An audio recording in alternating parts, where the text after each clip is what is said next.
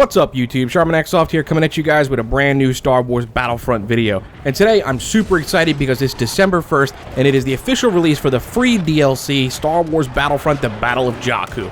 Now if you pre-ordered the game then you can start accessing that DLC today. You will have to download it in the store, but it is free, and if you did not pre-order the game then you will have to actually wait till December 8th. But nonetheless, everybody's going to be looking at this DLC. It will be free for everybody, so there's no worries there.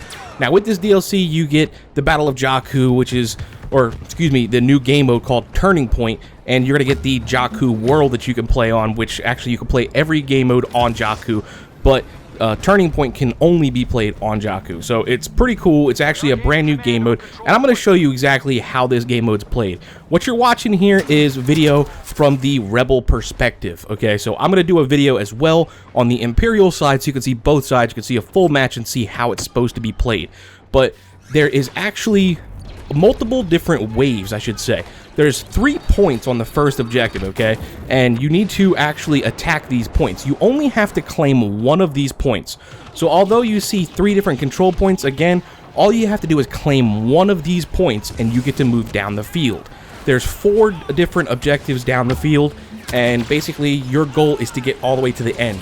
If you do not get all the way to the end and capture that last point, you automatically lose. I can't stress that enough. This is a mode that is completely objective based. You have to attack these points.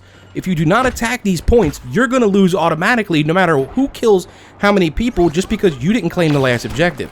So think of it kind of like Walker Assault. In Walker Assault, if you do not kill the AT-ATs, you automatically lose. This is the same type of style, except now the Rebels are attacking the Imperials instead of the Imperials attacking the Rebels. So, it's pretty cool. I'm telling you, it's a lot of fun. And actually, you will also see in the distance, if you actually look in the distance at the start of the games, an Imperial Super Star Destroyer is actually crashing to the Earth, or I should say, to the planet Jakku. So, it looks pretty cool. It's in the distance. It's not really an Easter egg. I mean, it's just something that happens. Kind of like DICE at its own, whole thing, how they like to do all these dynamic stuff. I really wish it kind of happened a little bit more in the middle of the map that kind of affected your gameplay. But nonetheless, it's still cool to see this whole Super Star Destroyer in the background just blowing up and whatnot and crashing to the Earth. Anyway, let's get back onto this. Okay, so the first objective will have 3 points, okay? Like I said, all you gotta do is claim one of those things. So if the enemy is basically pushing you guys off and, you can't claim the one all the way to the left, then try going to the one all the way to the right. You see what I'm saying? Or go to the middle. Split up and make yourselves useful on all different corners because you need to claim at least one of these points to move downfield. One of the cool things is that if you claim a portion of this, we'll say 20%, 50% even, and then the Imperials wipe you guys out, okay, you actually don't lose any of that you built, okay? So if you, like I said, if you built it 30%, the Imperials wipe you out no matter what. They cannot reclaim that 30% back and set you to 0 at that point. So now the Imperials have to make a big decision. Do we stay here and defend this point, or do we split up and start going to the other ones? Because this is going to be, 30% more easier for these guys to capture because they've already taken 30%. So it's kind of cool in that aspect that they have to kind of split themselves up and defend all 3 points, okay? Now, once you've actually claimed one of the entire points on that first row, you're going to be met with a whole thing that's going to tell you to push forward. But don't push forward right away. You want to wait just a second because there's going to be a whole orbital line that's going to come in that's going to be kind of like everything's blowing up. Just wait a little bit till it fully, fills the entire circle that's above you, because if you push through that line first off, you're going through the map edge, and it's going to blow you up. You're not going to survive that orbital. It's going to tell you that you were lost far, far away pretty much immediately, so don't push until after that orbital's done. Now, when it comes to star cards for this, personally, you guys know that I always say when it comes to Rebels, use all ions. This game mode, that completely does not apply to you. Don't do that. I tried to do that, and I mean, it still works in a sense for AT-STs, but the size of this map is going to make that difference, okay? It's so huge and it's so open. There's a lot of debris and stuff like that, but you really, I believe, need to use one of your jump packs in this. So bring a jump pack if you're on the Rebels, and I still would carry an ion, either an ion grenade or an ion torpedo. I choose to run with the ion torpedo because it has the range and the lock on. I'm pretty much guaranteed to hit as long as you know, it doesn't walk in front of a building or something like that, or a piece of debris and it hits the debris first. But with a grenade, I have to get him a lot closer, and on top of that, you have a chance of just kind of miss-throwing it. So I'm opting for the ion torpedo. But the other one that you want to choose, in my personal opinion, and I think it's a huge asset, I'm telling you, I can't stress this enough, is your personal shield. You really want to carry that personal shield because it's going to help you take those points and those objectives. I'm telling you, you are going to need that personal shield because you have to press these objectives. Again, if you do not capture at least 1 point on each of the waves, you automatically lose. There's a timer for every wave, roughly about 3 minutes. So basically, if you don't capture a point within 3 minutes, you automatically lose. If you do capture a point, then you go back to the next row, and then you get another 3 minutes added onto the time. See how that works? So pretty simple, just make sure you're capturing a point, and that shield will help you do so because, you know, people are trying to shoot you from all directions and the Imperials are trying to post up. Watch out for those homing shots. A lot of people like to use those. I personally don't. All you gotta do is kind of duck around a corner and whatnot, and you can kind of avoid it, so I highly don't recommend it, but people tend to use it, so watch out for it because your personal shield will not actually protect you from that. Now, the vehicle side of this. The Rebels actually do have a vehicle, but you guys have already played it, and it ain't nothing more than just your airspeeder or your snowspeeder. That's your vehicle. But there's a plus side to the fact that it's just your airspeeder or your snowspeeder because the Imperials don't have fighters at all. No TIE fighters, no TIE interceptors. So you're basically completely clear in the sky. The thing that you want to be doing with this, however, is actually trying to kill the AT-STs. Once you've actually gone ahead and pushed the Imperials back 1 row off your first row, that's when they can start spawning AT-STs and you can start spawning your airspeeders. So keep that in mind. I do personally get an airspeeder this match that you're going to eventually see. You'll see me get into an airspeeder. I am not the best pilot. I do try to shoot down this, or I blow up this AT-ST, but eventually I end up accidentally jet ramming him right towards the end. I mean, I made a couple of different passes and I tried to get out of there. I don't like jet ramming. I hate it. I absolutely despise it. I don't like when people do it, but I accidentally did. You'll see me try to pull off, but it just didn't work. But anyway, nonetheless, airspeeders shoot down, or excuse me, shoot at those AT-STs because you basically are using an ion shot. If you didn't know that, that's what they shoot, and they'll do massive damage to those AT-STs, along with shooting some of these guys in the ground. And you don't got, like I said, you don't got to worry about anything shooting you out of the sky except for people on the ground or the AT-ST itself. Now, the big thing I want to also talk about is what I like to call ring presence. When you're going up to an objective point, look at your mini-map. There is actually a blue ring on that mini-map, okay, that is telling you basically where your boundary is. Get your butt in that boundary. I can't stress this enough. I don't know how many times I play matches, even on this match right here. We're actually going to lose this match because if you actually watch, most of the people are staying on the outside of the blue ring shooting in. That does nothing. That does not help your team in any way. Sure, it'll help your KD, you're going to stay alive a little bit longer, but you cannot pull the point if you don't get your butt inside that ring. So put your freaking squad shields on, get your butt inside the ring, and let's pull a point, okay?